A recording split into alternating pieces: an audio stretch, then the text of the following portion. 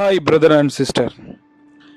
இந்த உலகத்துல நாம் ஒவ்வொரு நாளும் வாழ்கிறது, ஒவ்வொரு நாளும் ஒவ்வொரு தினத்தையும் நினைத்து யோசிப்பது என்னவென்றால், நம் வாழ்க்கை எப்படி உயரும், நம் வாழ்க்கையில் அடுத்த நாள் ஆகாரத்துக்கு என்ன செய்ய போகிறோம், நம்ம கையில ஒண்ணுமே இல்லையே, பணம் இல்லை, காசு இல்லை, எதுவுமே இல்லைன்னு சொல்லி ஏங்கிட்டு இருப்போம்.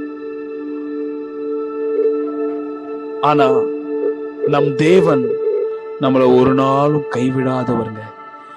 மத்தேயு 6:26 ஒரு வசனம் அழகா சொல்லப்பட்டிருக்கு.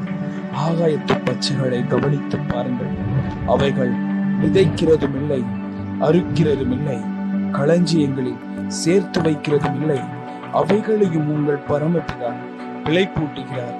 அவைகளை பார்க்கிறோம், நீங்கள் விசேஷித்தவர்கள் அல்லவா?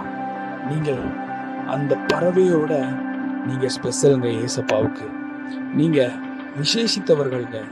ஆனா எதிர்க்கு போட்டு நாம தான் சோர்ந்துட்டே இருப்போம். ஐயோ, எங்களுக்கு யாருமே இல்லையே, யாரும் இல்லைன்னு சொல்லி அழுது கொண்டு இருப்போம்.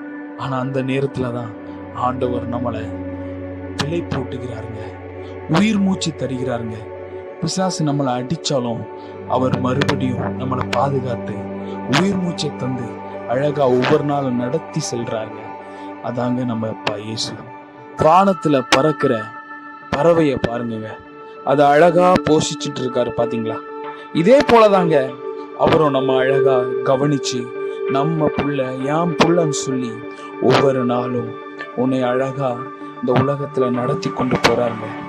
அவர் வானத்தில் உள்ள பறவைகளையும் அவர் பிழைப்பூட்டுகிறார்னா, உங்களையும் அவர் அழகா பிழைப்பூட்டி கொண்டே இருக்காருங்க. இந்த உலகத்துல நாம் உயிர் வாழ்வதே இயேசுவின் கிருபை மட்டும்தாங்க. தினமும் அவரை மட்டும் தொழுது கொள்வோம்.